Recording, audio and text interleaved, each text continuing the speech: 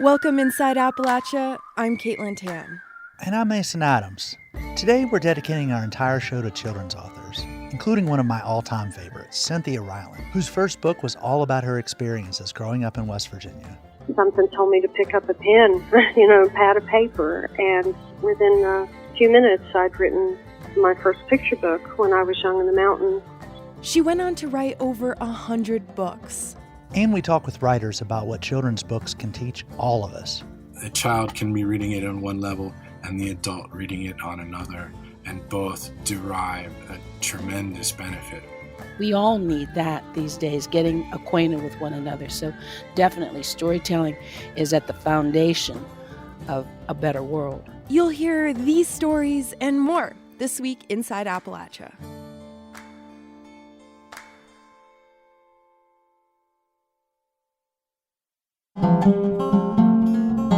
Welcome inside Appalachia. I'm Caitlin Tan. And I'm Mason Adams.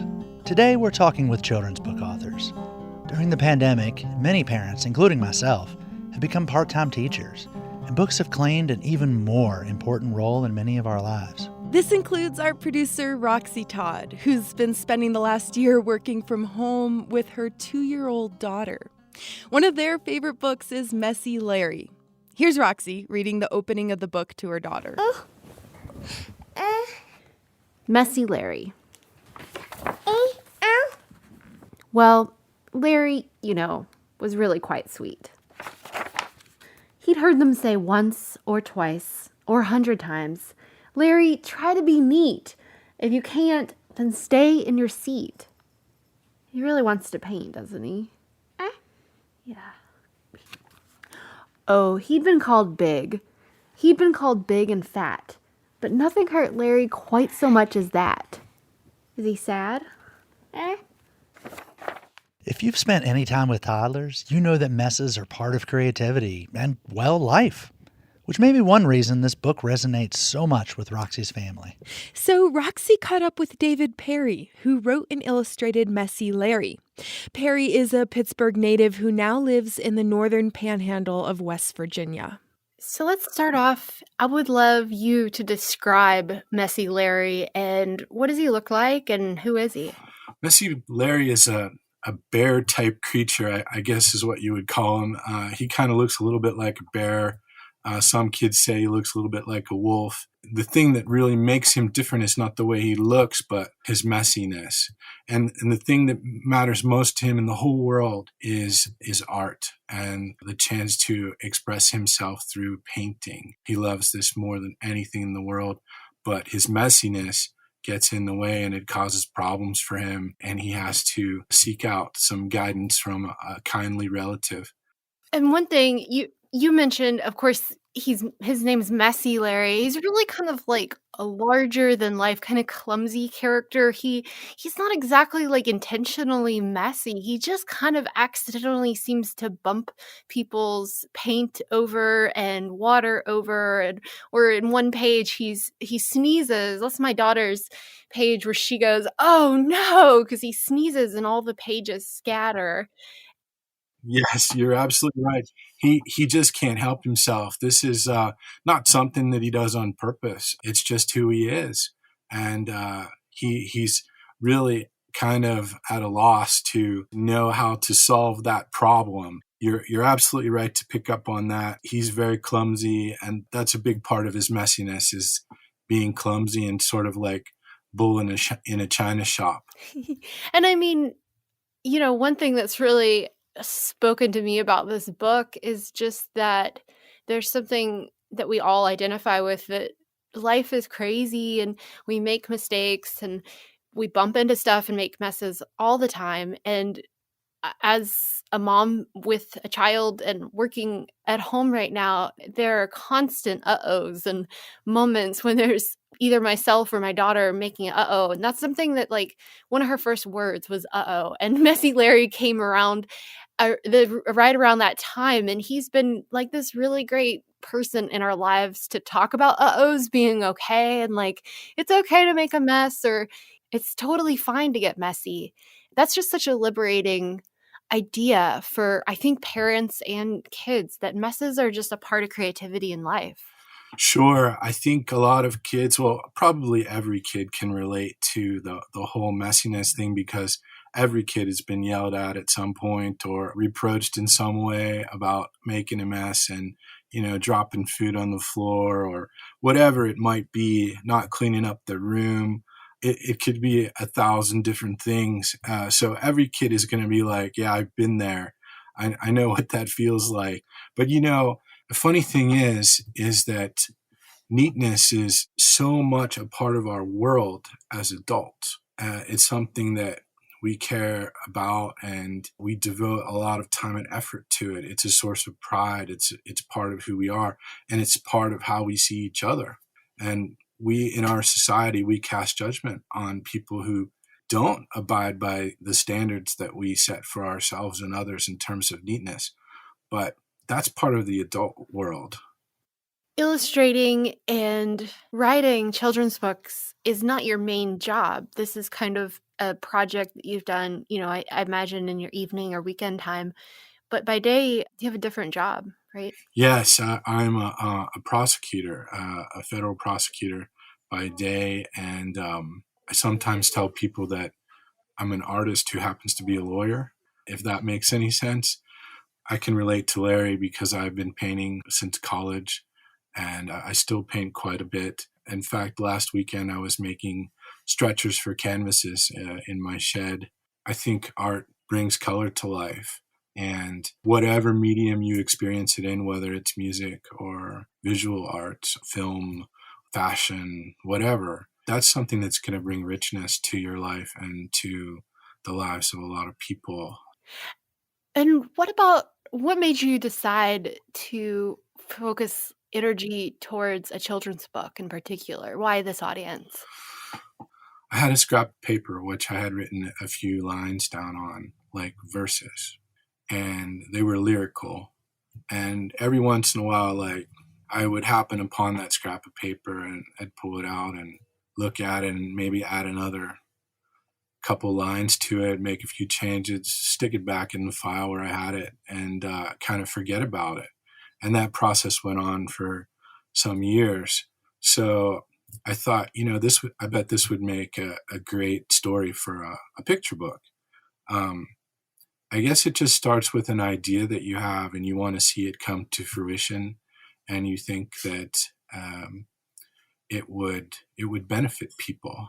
I certainly don't claim that this is going to add anything to the literary world, but I hope that kids will enjoy it and maybe touch on some of the themes. And so that's my small contribution. I think children's books have a lot of power to really stop people in their tracks and think about how to live a more richer life. I know, like, children's books for me in the past year, there's been days where it's just like so much is happening, emails and meetings, and my daughter being at home will just sometimes insist on me stopping and reading a book. And until I like stop and really read a book, sometimes I don't slow down. And then when I do, it's just so beautiful. There's so much in children's books that I think adults can benefit from too. So yes, that's a really good point. Of course, some books are better than others, of course. You never know which book a kid's going to latch onto, right? I mean, you know that as a mom.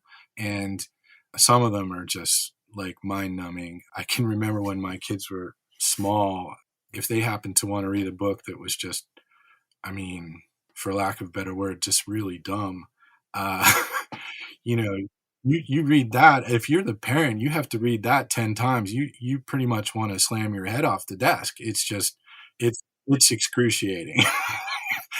They come to you and they say, "Oh, can we read this book?" And you're like, "Oh my God, I don't know if I can handle another one. I lost 2,000 brain cells the first time I had to read it."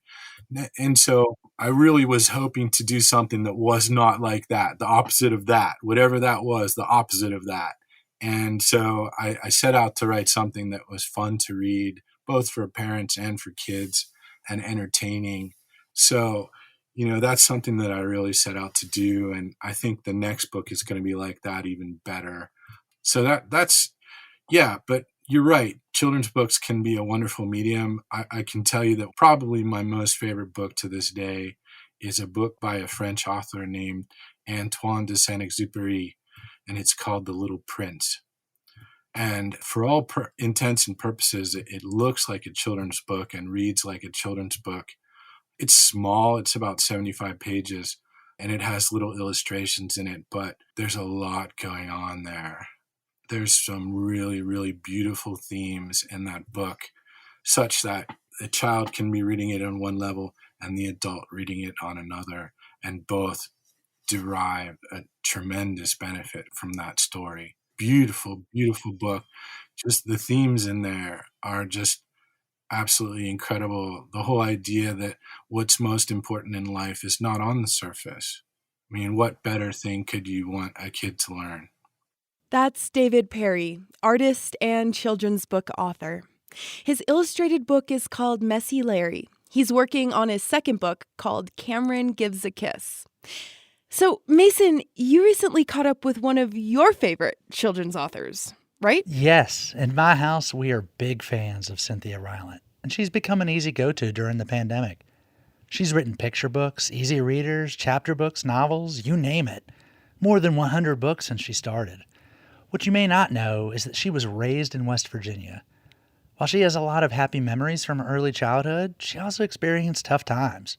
She was raised by a single mom, who also had to leave her young daughter so she could attend nursing school. So for a few years, Cynthia lived with her grandparents in Raleigh County, in the coal fields of southern West Virginia. It was so lovely living there. I mean, for one thing, it was just so quiet. The world is such a noisy place these days, and just to hear, the cowbells out in the field, and just to hear the birds singing in the morning, and to be able to be free and be outside all day. And people were quiet. They were very dignified. They took such good care of their little homes. Their little homes were so nice and neat, and they had beautiful gardens, and they canned all their vegetables. And I was very protected. I never felt afraid when I was there.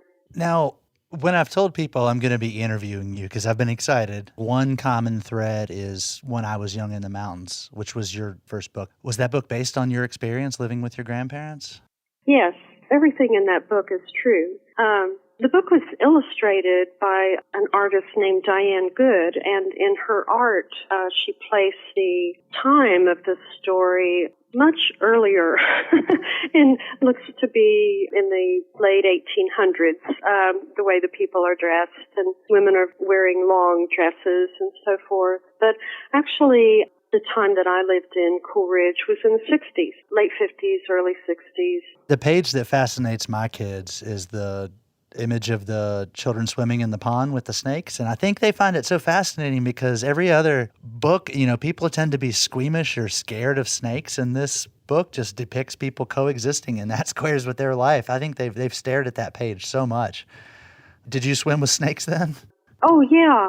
And, in the book, I talk about us draping a long snake across our necks for a photograph. And somebody in the family had a Brownie camera, and we did that. I've got one photograph with my mom. I think it was that same snake. We'd never seen one quite that long. She's sitting on the hood of a car, and the dead snake is draped across the hood of the car behind her.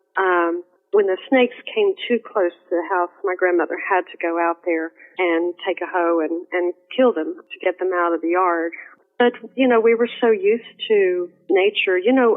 I'm more nervous walking in the woods now than I was when I was 5 years old.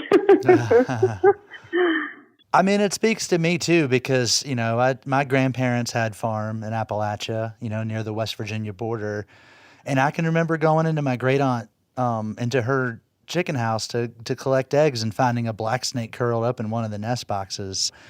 That gave me a jump, but it speaks to me too because it just reminds me of my experiences going to my grandparents' house, and I think that's probably true for a lot of Appalachians who read this book. So you stayed there at your grandparents for several years, and tell me what happened next.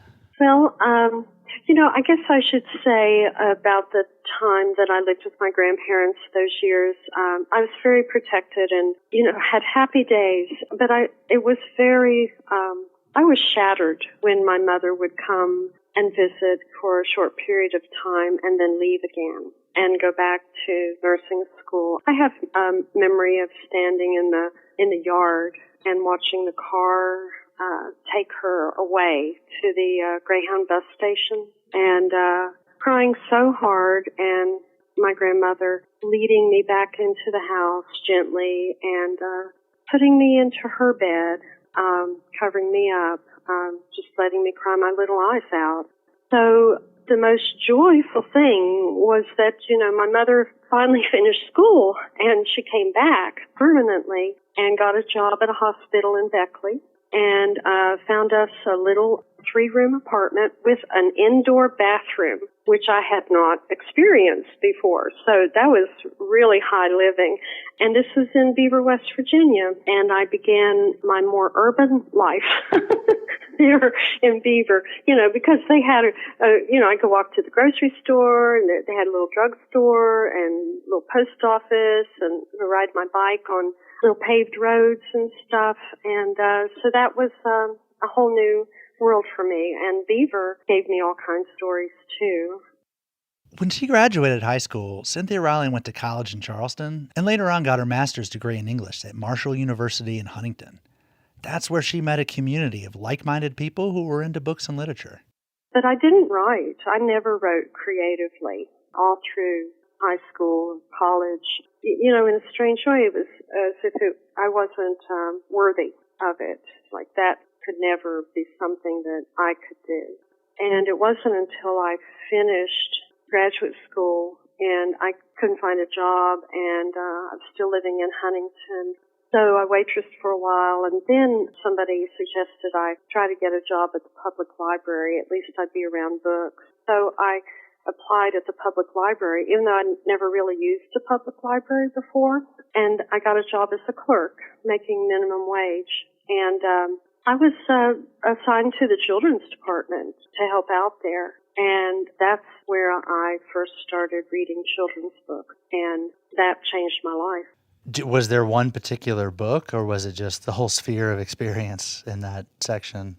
Well, I'd have to say that first of all, I was just kind of astonished that they were all so beautiful. Yeah, I've never seen picture books before, with the beautiful art and the words. There was one called Oxcart Man by a poet named Donald Hall that really influenced me. The language is just perfect. And then there was a book called The Animal Family by Randall Jarrell, another poet. And it's about a hunter who is all alone and no one to love. And he meets a mermaid and they make a family with a bear and a lynx and a third animal, I can't remember what now, but the language was so beautiful. And, I had come out of graduate school in English, and I have to tell you, the writing in those books was just incredibly moving to me, much more than the writing that I had been studying in all my classes. And then was that what inspired you to pick up the pen and start writing creatively? Yeah, when I was working in the children's department, I used to just carry home bags full of children's books to read. And I didn't have a child at the time, although I was expecting a child. I had married. And I'd bring home those books, and something told me to pick up a pen, pad of paper. And, one night, I sat down and I wrote the line, "When I was young in the mountains, grandfather came home in the evening covered with the black dust of coal mines." And I just kept writing, and, within a few minutes, I'd written my first picture book, When I Was Young in the Mountains.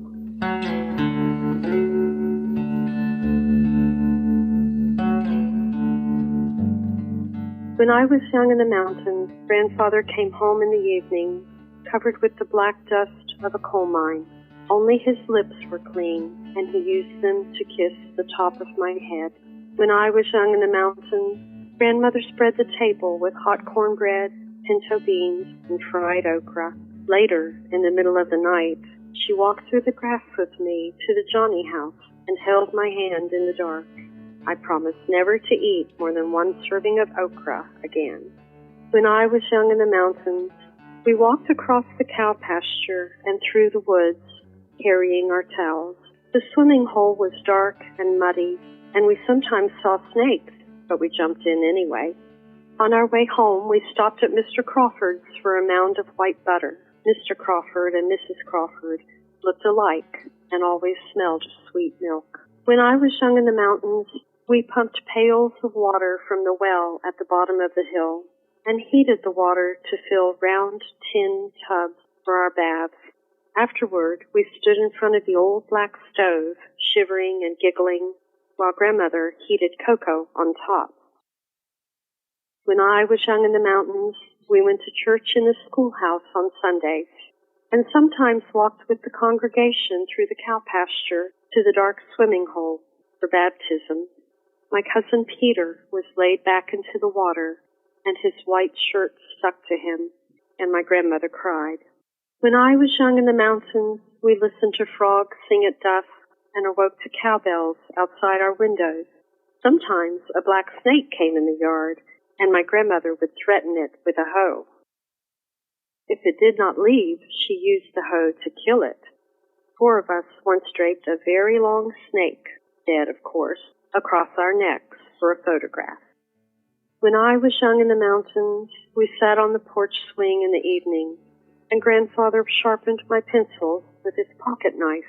Grandmother sometimes shelled beans, and sometimes braided my hair. The dogs lay around us, and the stars sparkled in the sky.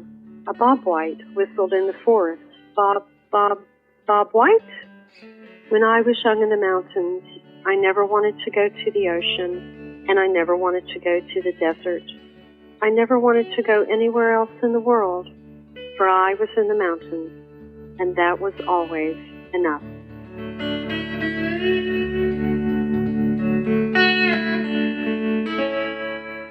How did you then write your second book? How did you go from the one book to writing dozens of books?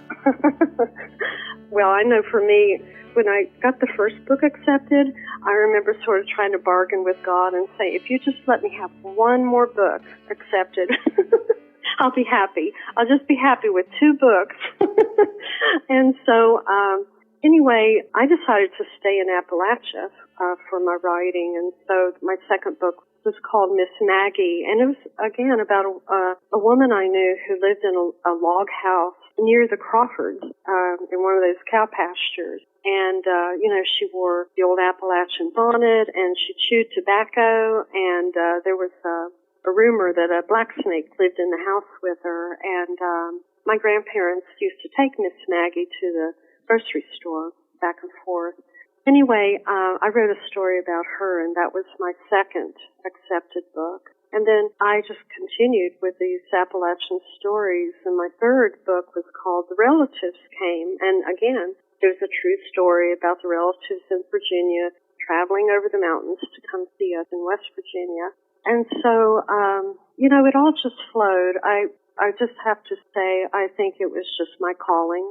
I think we all find in our lives a time when what we're doing seems right and natural to us, no matter what that is. Could be many different things, but we just feel like we're in the right place, we're doing the right thing. And that's what I felt when I started writing the picture books. You said that your intention was to remain in Appalachia and continue to write. What led you to leave? Well, I just couldn't find a job. I had a master's degree in English, but it wasn't a PhD in English, and I wasn't ready to, or even able to go to get further education and get a PhD to become a college teacher. And I didn't have an education degree to be a public school teacher because I didn't take education classes in college. I was intimidated by that whole idea of being a student teacher. And, just ended up, as many people do, with degrees in English or philosophy or psychology, a very well-educated person who couldn't get a job. So what I ended up doing was going to Ohio And I was able to get another assistantship, and I got a library degree. And I ended up working in Ohio libraries because when I wanted to come back to West Virginia, back to Huntington, that area, there weren't any jobs available. So I ended up just living in Ohio for many years and never moved back to West Virginia. Although my family, of course, stayed there, and all my life, I'm in my 60s now. All my adult life, I've made a trip to West Virginia at least once a year. And now you live on the Pacific Northwest, correct? Yeah, I do. What led you there? Well, I don't know. A lot of people do this. It's called the midlife crisis. It happens at around late 30s, early 40s, when people think, they just got to do something different. And I can't really explain to you why I felt I needed to come to the Pacific Northwest at that time. But I had visited Seattle once, and I was just fascinated by this part of the country and that whole Puget Sound region. It's just kind of mysterious and so green. And I just got it into my head when I was close to 40 that I wanted to move out here. And again, I just have to think this was not really my design. It was probably God's design. I just thought it was my idea. And, when we look at our lives and we look at the choices we made, I often think of all the mistakes I've made and the wrong turns I took and the people I shouldn't have been with and people I should have been with that I wasn't, things like that. And you look back and you think, I wish I could change this or that. And, but you have to follow the thread. You have to say, well, where did that mistake you think you were making, where did that take you? And, invariably, when I look at my threads, it took me someplace good. And so when I got out here to the Pacific Northwest, many times I would think, I wish, maybe I should go back, or here I am out here, and I don't know how to get back. But, I had a little granddaughter born just 3 years ago, and I tell myself, that long thread you were following, it led to her. She wouldn't have been made had I not come out here. And so I have to think that, when we're making our choices, we're being guided, we're being pulled towards something that we don't even understand. Cynthia Rylant, thank you so much for your time. It's been an honor and a delight. Thank you, Mason. I always love talking about where I grew up and talking about books. And I just wish you and everybody out there happy days ahead, many joyous, wonderful moments in 2021.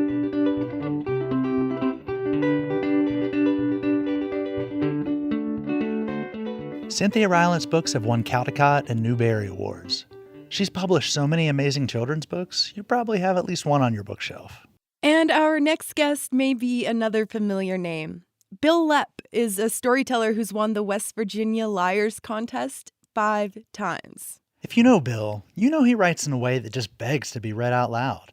So we asked him to read his newest children's book, The Princess and the Pickup Truck. Listen up, y'all.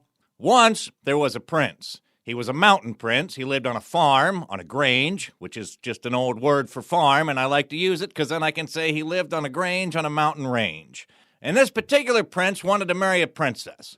But he didn't want to marry any princess. He wanted to marry a real mountain princess. The only trouble was there weren't any mountain princesses in the general vicinity. So he said to his mama, he lives with his mama, I think that explains some things.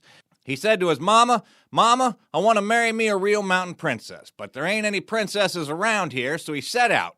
And he hiked the Himalayas, he cruised the Caucasus, he ascended the Alps and the Appalachians, he went to Glass Mountain to see if there was anybody with just one shoe. He went to the Sierras to see if there were any ladies in tiaras.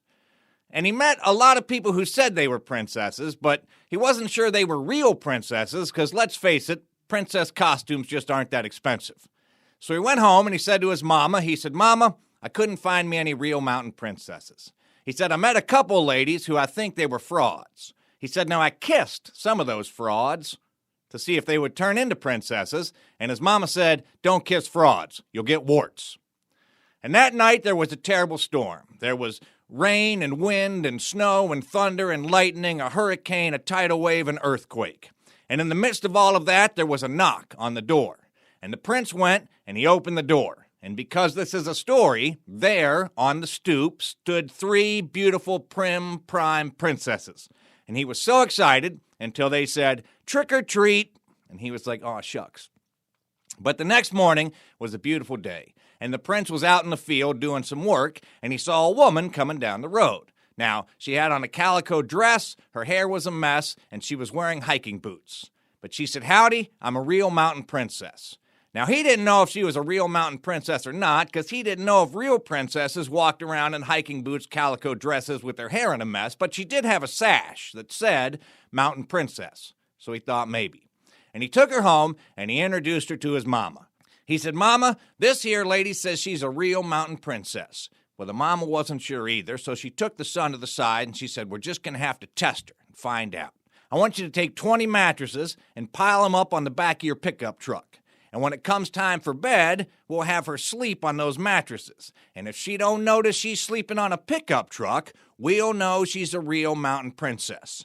And the prince said, "Okay, Mama, I know we're brainstorming, so no bad ideas, but just a couple of things. First of all, we ain't got 20 mattresses. We got 3 mattresses, an air mattress, and one of them blow-up raft things." And the mama said, "Use what you got." And then the prince said, "And Mama, how is she not going to notice the pickup truck?" He said, "I bought that pickup truck specifically so princesses would notice me." And the mom said, "How's that working out for you?" And she thought about it for a minute, and she said, "Dust ruffle." So they put a big sheet around the pickup truck. And that night, when it came time for bed, the prince said, "Well, I guess it's time for bed. Princess, let me show you where you'll be sleeping." He said, "It's out the front door, across the driveway, up this ladder, on top of this pile of mattresses. Nothing weird about that." So she climbed up, and she went to sleep. And when the princess was sound asleep, the mama gave the keys to the truck to the son, and she said, "Now, I want you to get in the truck, and I want you to drive. I want you to drive uphill. I want you to drive downhill. I want you to go on curvy roads. I want you to go on bumpy roads. And if she don't notice she's sleeping on a pickup truck, we'll know she's a real mountain princess." And the son said, "Okay, Mama, just one problem with that. If I go down a bumpy road, she's going to fly off those mattresses and she's going to splat. And I don't want to marry a roadkill princess." And the mama thought about it for a second and she said, "Clamp it," which is the best Beverly Hillbillies joke you're going to get all week. And she took a big ribbon and she tied the princess to the top of the mattresses. And the prince got in the truck and he drove uphill and he drove downhill and he went on curvy roads and he went on bumpy roads. And then he put it in 4-wheel drive so that he could ford a stream. He had to dodge a ram. He drove across the tundra. After a while, he pulled over to comb his hair. And when the princess didn't wake up and he started to get tired, he headed home because drowsy driving is dangerous driving. And when he got home, the princess was still snoring in a very unprincess-like manner. And he went in and he went to bed. And in the morning, he and his mama were eating breakfast. And the princess walked in and she said, "Morning, how'd y'all sleep?" And they said, "We slept great," which was a lie because they didn't have any mattresses. But they said, "How'd you sleep?" And she said, "Best night of sleep I ever had in my life. Dreamt the whole night long that I was riding on a bucking bronco." And then they knew that she was a real mountain princess. And the prince and the princess got married, and they lived happily ever after. Sometimes in 2-wheel drive, sometimes in 4-wheel drive, but they always managed to thrive. The end.